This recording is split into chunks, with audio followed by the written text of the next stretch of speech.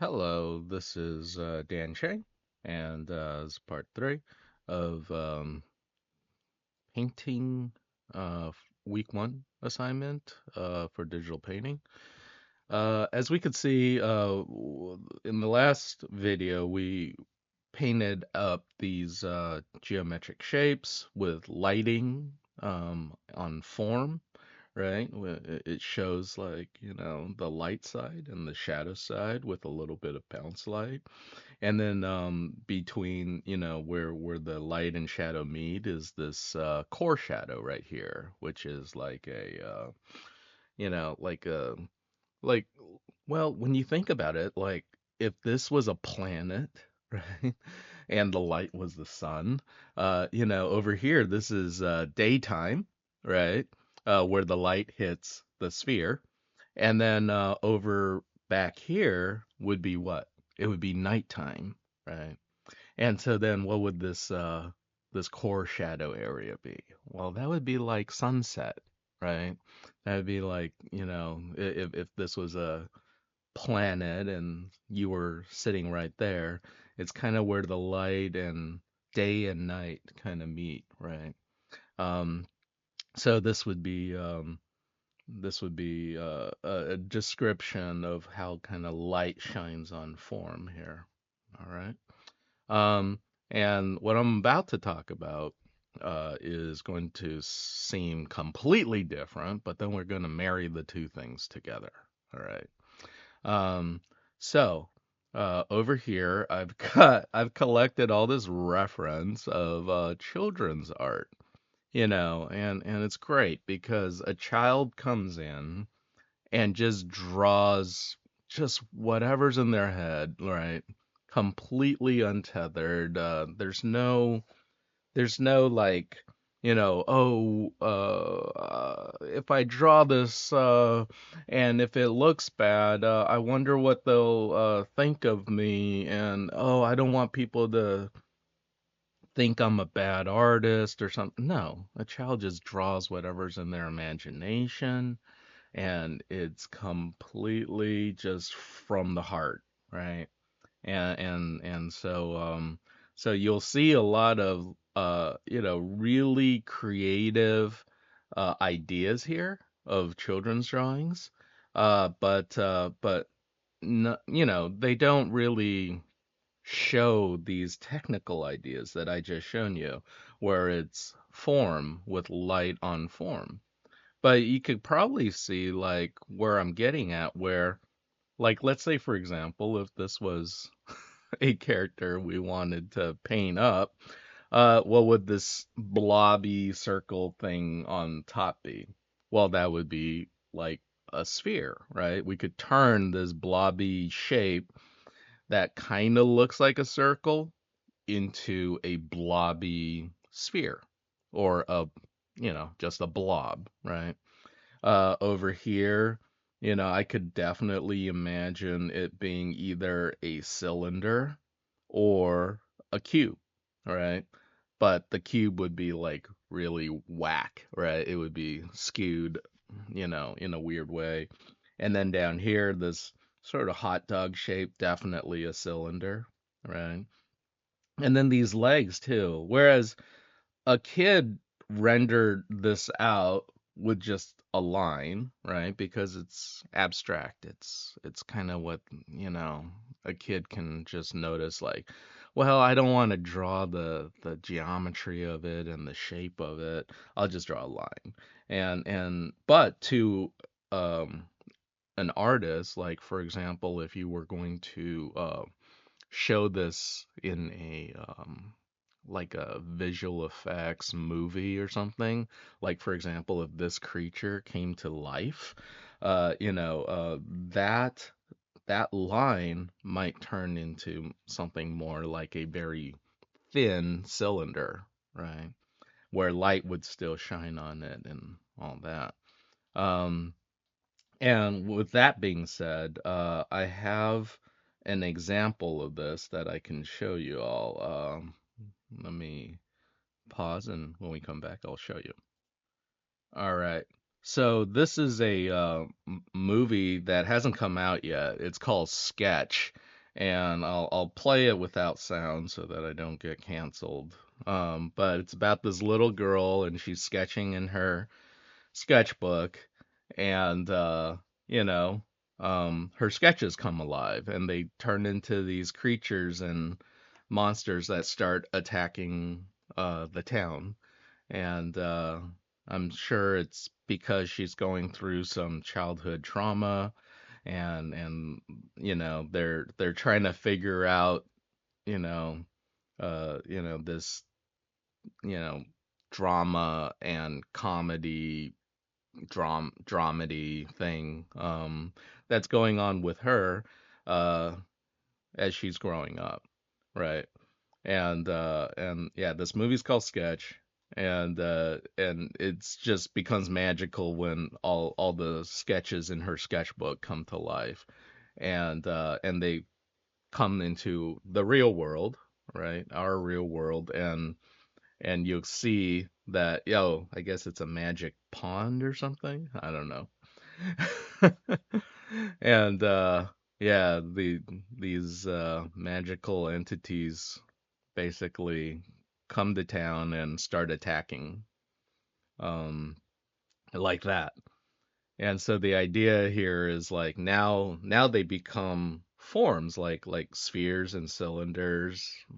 Sometimes it's a sphere made out of ribbons, but or that's texture. For the purposes of our exercise, we won't go as far into texture yet. We'll just go into basic form and kind of sort of imagine if everything was made out of beanbags or balloons or something like that, right? Um, or just geometric shapes. We'll apply some color to it, but overall, it's just about bringing something from a 2D drawing that a child would draw into a three-dimensional creature that is based on something a child would draw. So yeah. Um, Now that I showed that trailer, um, you could see like, oh yeah, what if we turn the this this drawing of this girl, um um I think it's a girl, it could be a guy, I don't know. But it says I am handsome, or over here, and this is the other hilarious part about a child's drawings is when you first look at it, you might think, "Oh, that's disturbing. Like, are these people like being hung up on a noose?" You know? Or, "Oh, wait, we're snorkeling." Oh, I get it, right. Or just funny things like this girl farting right here. Um, yeah, gotta really think about it like how a child would. But yeah, I could totally see a creature like this come to life, right? As well. Like, that's a cylinder. Over here's a cylinder. This is more like a cone with the pointy end kind of cut off. Um, Over here, the arm would be tube like a cylinder, and then these would be like little tubes. Maybe put a sphere here for the hand or something. Um, yeah, and I don't know. You let your imagination run wild. I'll show you examples with what I've seen other artists have done because yeah, I didn't come up with this idea. This has been around for a bit, but these professional artists, they would take a children's um drawing, like this is of an elephant, I guess, and they would just make sure that the light and the form read like spheres and blobs instead of just flat cards, right? um and oh yeah, this horse is freaking hilarious. um and and then there's other artists that turn it into like a nice a cartoonist rendition of it, right? Where it starts off this kid's drawing, and then this professional cartoonist came in and really turned it into a nightmare creature that I could definitely see in a comic book, right? Um, the zebra is hilarious, where like it's got a smiley face here, so it's like, yeah, and when you see it in the context of like, rendered reality, it just makes you think, wow, that was really bizarre, right? The interpretation that is. This creature here that's a simple yelling face with a giant buck tooth, right? This is like a nice render of all that, you know. And as you can see, this artist rendered this. If you look at the overall shape, it's a sphere, and then little things like the brow would be added to it, which would be, if you warped the another sphere on top of it, you just kind of squish the blob, so to say. Um, all these renders are hilarious. Some people have also turned these children's drawings into clay sculptures as well, and that also looks really cool. What I'd like us to do is take a child's drawing and then turn it into like a three-dimensional illustration, more along the lines of something like this. But we could keep it either black and white or color if you like. But the major thing is I want the lighting on the creature, like let's say right here, the sun's on the left-hand side. So the lighting here on this creature comes from the left-hand side. And I want that lighting to be consistent. It's like left-hand side and above. So like when you see this arm right here, right? This arm is lit from above, right? We're not focusing on the left-hand side as much, because if you draw a line from the sun light source down onto the cylinder, you could see it would hit just this top part of that cylinder, right?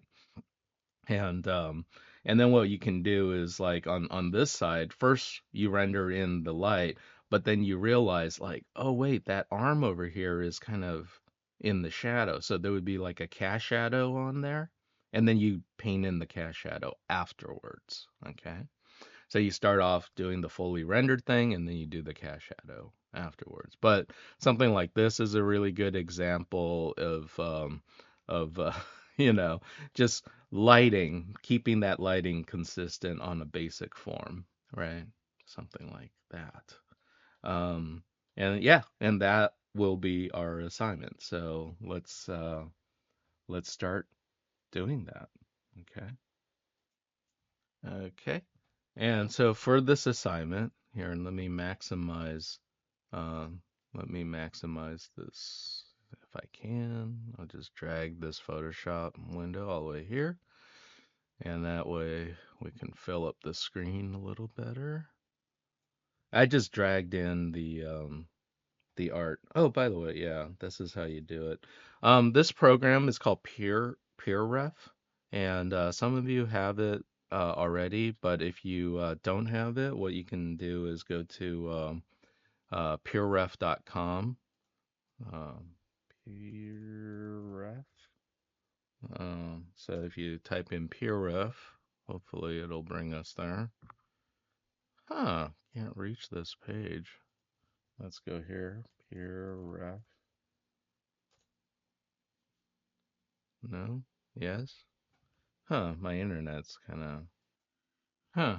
My internet seems to be down. So, anyways, I'll have a separate video showing you how to get PureRef if you don't already have it. But the cool part is on a PureRef, if you find an image that you like, you could just drag it in here.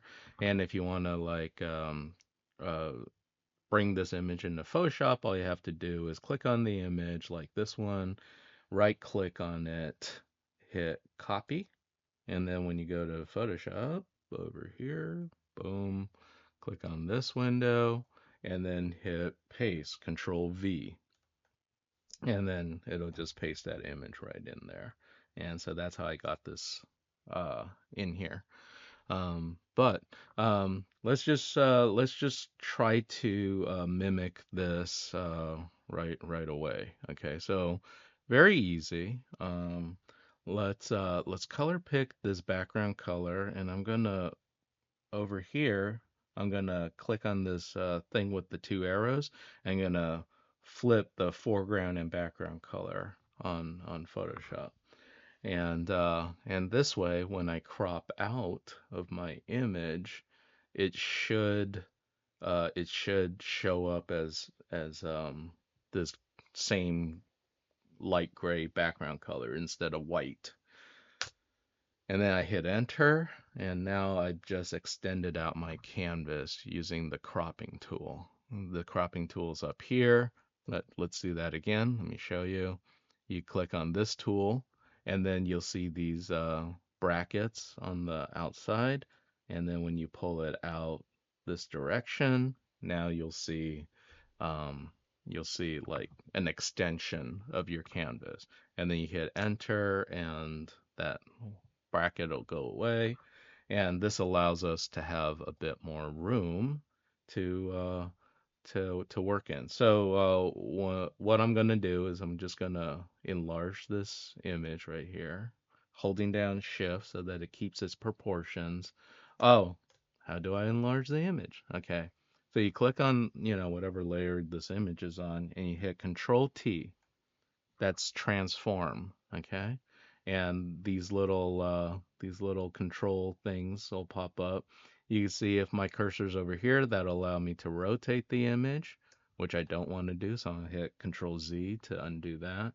But if you come out to this corner area, you hold down Shift, you pull out this way, and it'll enlarge it proportionally, right? And so this will be sort of the basis of what I'm going to trace over. Okay. And so how am I gonna use what I did here on the left and use it over here on the right?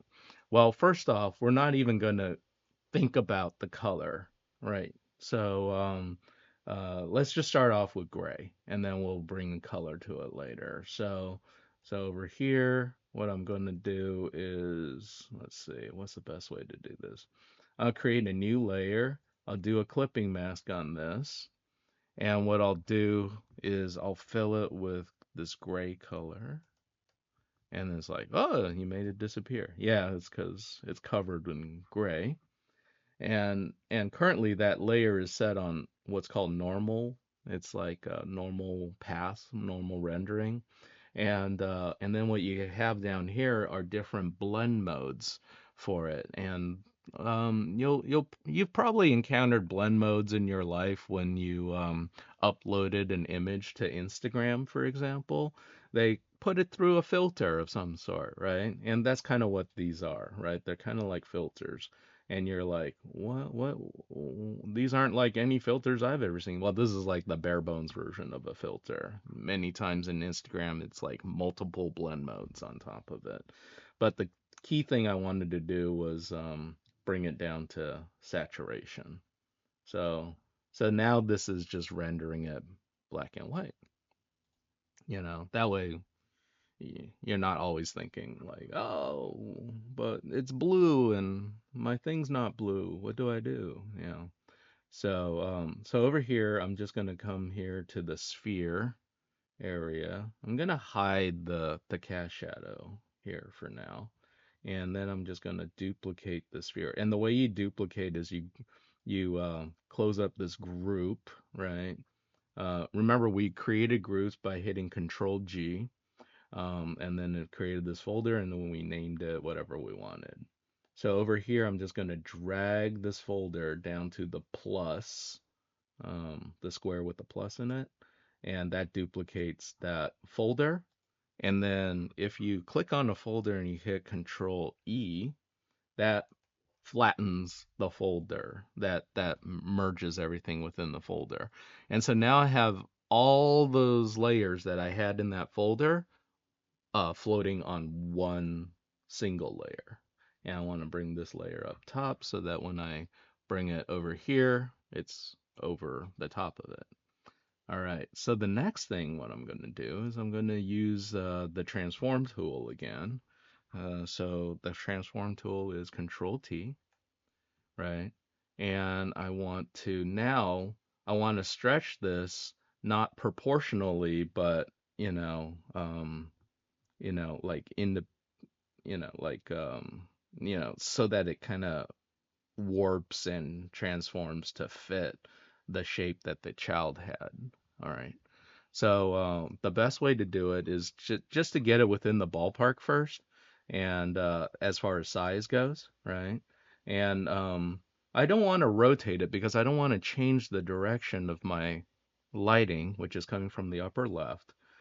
So what I'm going to do is I'm going to click on this fan icon over here. That's called the warp tool. And then you'll see this like grid pop up here. And what you can do is just drag bits and pieces of this, like so, where now that sphere is now becoming a blob shape, but it's got all the form and shadow information that I had from when I was, you know, when I was initially painting my sphere like that. See? Isn't that cool? All right. So we got that. That's the body. It was that easy.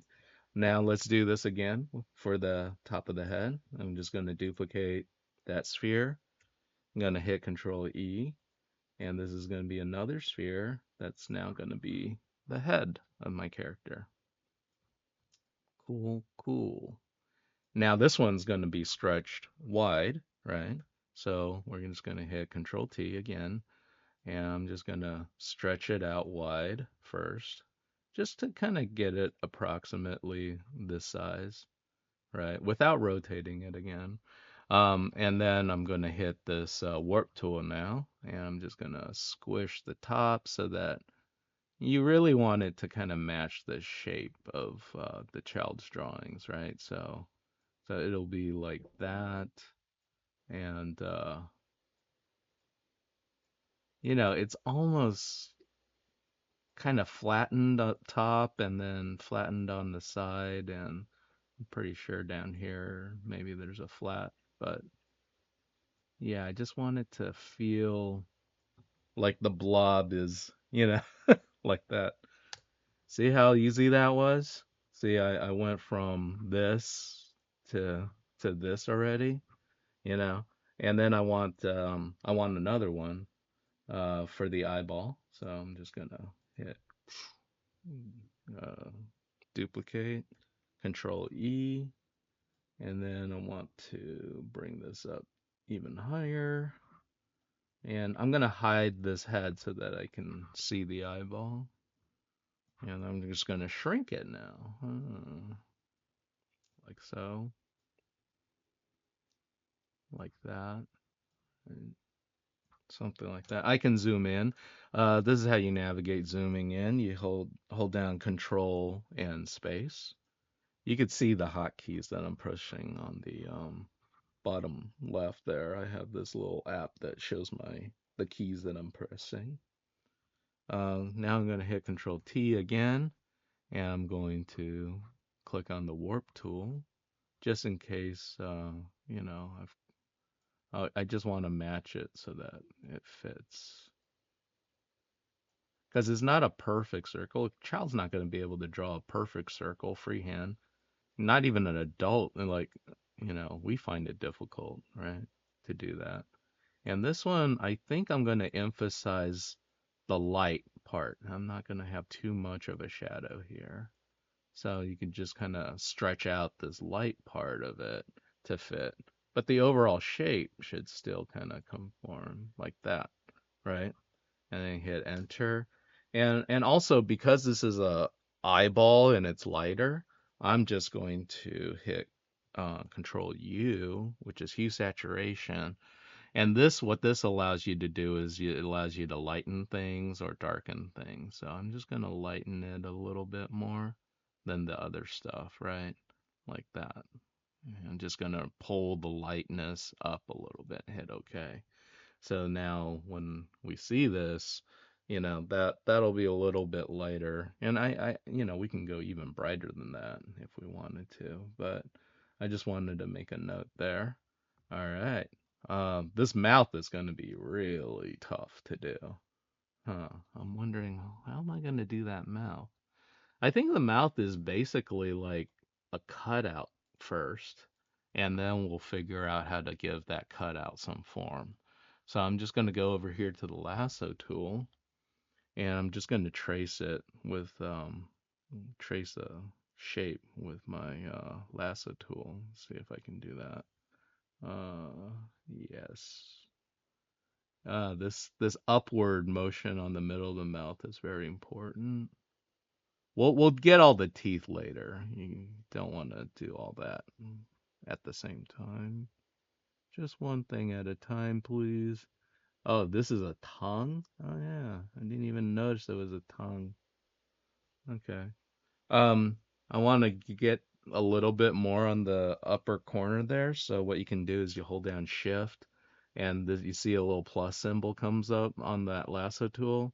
It allows you to select additional selections on top. And if you want to cut away, you hold down Alt, and that cuts out little bits of your selection, right?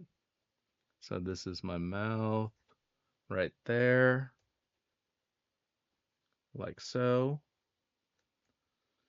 And let's see. Yeah, something like that. We'll do the tongue separate later, okay? So now when I bring all this stuff in, and again, I'm doing all these shapes on separate layers, okay? So this is a brand new layer.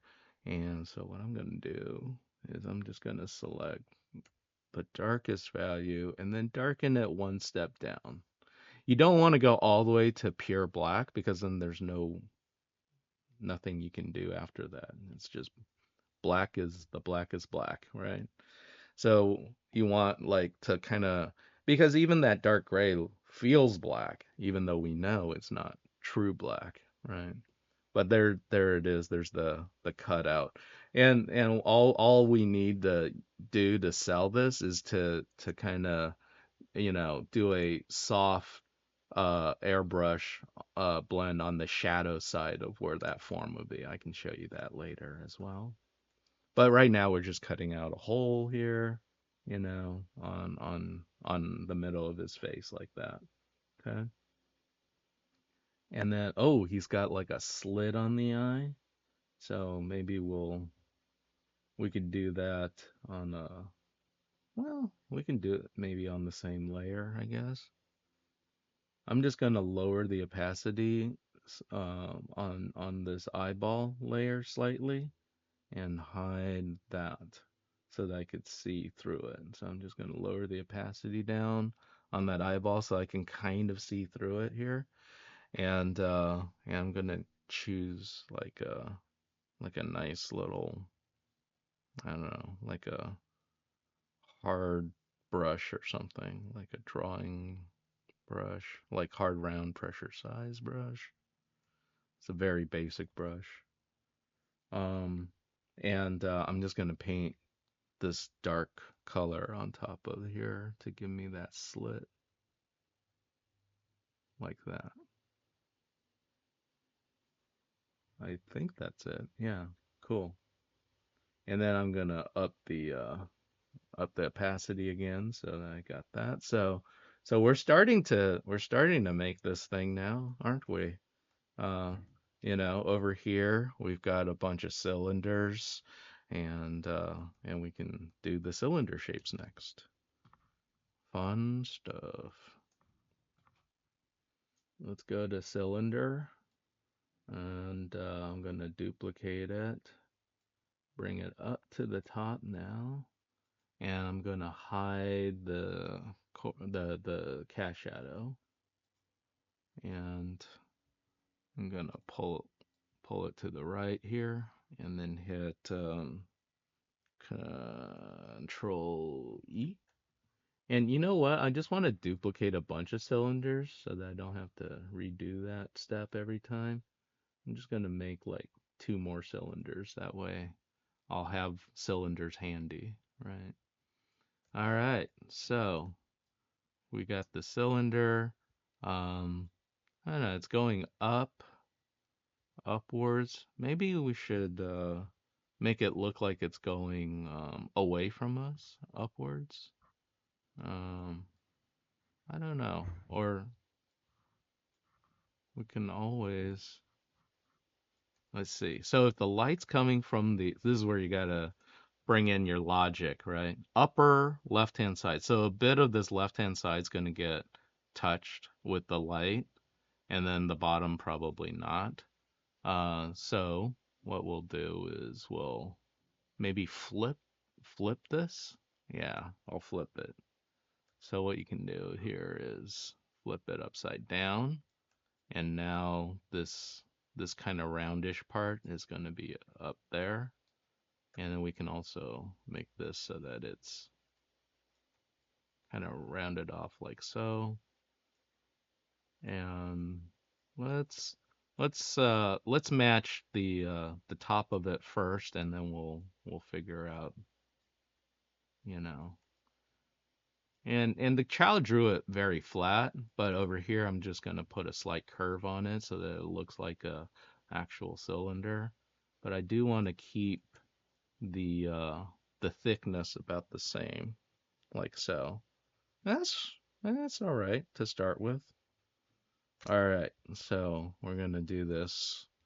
Um, and then I'm gonna hit transform again, and I'm gonna hit this warp tool. Now, I feel like because the lighting hits the front face a lot, and I think on my cylinder I kind of only had it at the halfway point. I think I'm gonna stretch it out so that the light really hits more on the right. And so here I'm just gonna drag out this corner.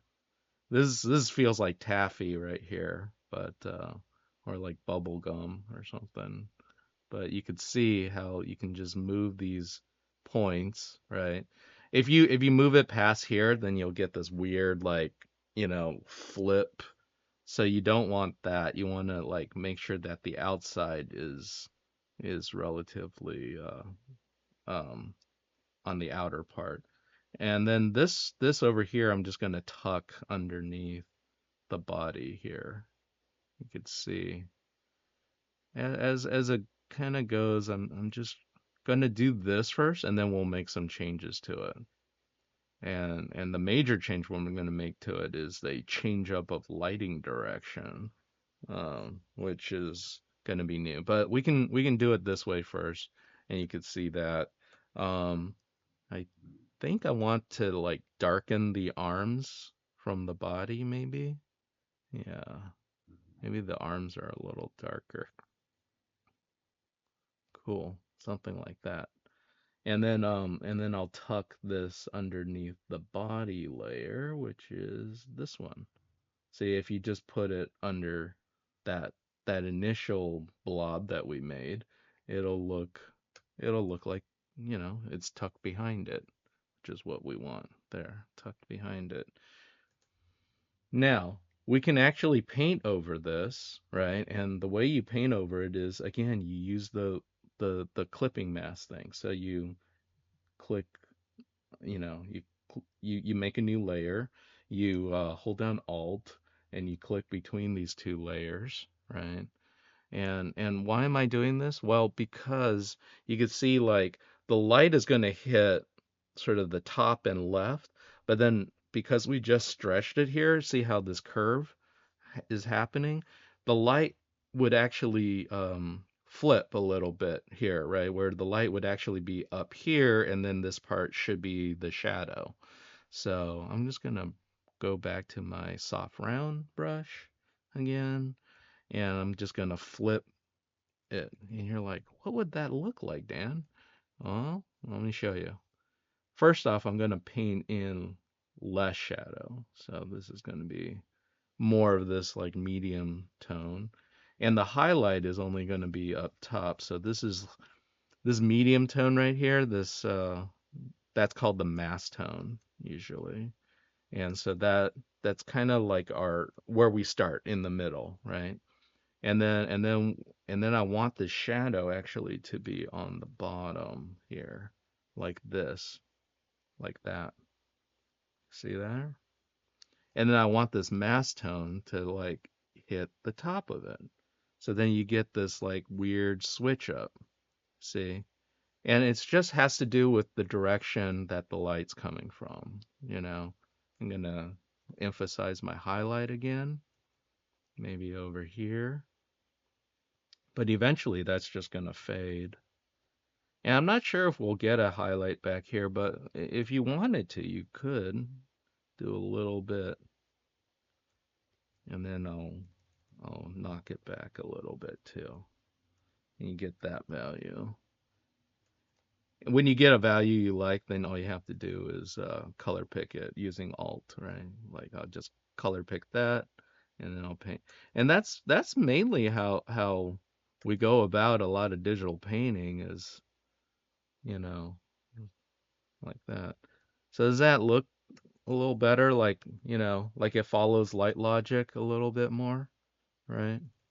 And then I can make it, because the light's mostly coming from the front, I guess. So we can kind of do that maybe.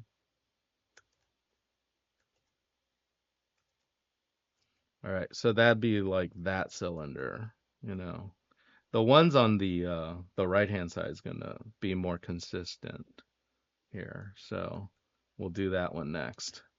All right. So there's there's one cylinder. And once you kind of paint over it like that, and if you like it, then you can just merge it down. So all you have to do is just click these two and then hit Control E, and then it just merges it onto one layer like that. Okay? Yeah. And then let's do the next one, which is, let's grab another one of our cylinders that we made. This one should be easier because it's all coming from the same direction, I think. Um, and so let's, I don't know, it's kind of going up, so I want that to kind of feel, well, maybe this one comes towards us. I don't know. Yeah, we can do it that way too. We can go like this, right? And just kind of rotate it until it kind of does that, and we could, yeah, maybe something like that. We could always warp it more later, but this is our starting point on the top there. And then we hit the warp tool and we can stretch this stuff out like this. You got to do it in a few steps. You don't do it all at once. You just kind of go one, two, three. And I want this part to kind of start to maybe not be so round, like we're looking at it still at a weird angle, maybe. I'm not sure. Yeah, something like that. And then you could see the shadow side should stay on the right hand side. The light side should stay on the left, like that. Like there. That kind of fits our light and shadow. Again, this is the real part. This is the part where you can mess up, right? This is the part where it's like, well, what direction is the lighting coming from? It's coming from the upper left-hand side. And so I put in the cylinder here, and that light is consistent. But remember, we also have that cast shadow. So let's make another layer now and paint in that cast shadow. We'll just do the clipping mask trick again. This keeps our edges tight so that we're not having to focus so hard on you know. And so here we go. Here we got my cast shadow here, and and that's all it takes to make it convincing that this thing is tucked in behind that. See, like that? Makes sense. Cool, cool. Um, when we come back, all this stuff I'll do all the limbs, and then I'll go on to the next video here. All right. Do this for, the rest of whatever. Oh, by the way, you don't have to pick this particular drawing. I picked it just because I thought it was cool, but you can pick a different children's book drawing, right? Um, yeah, when we come back, I'll show you, the rest of these limbs here. All right.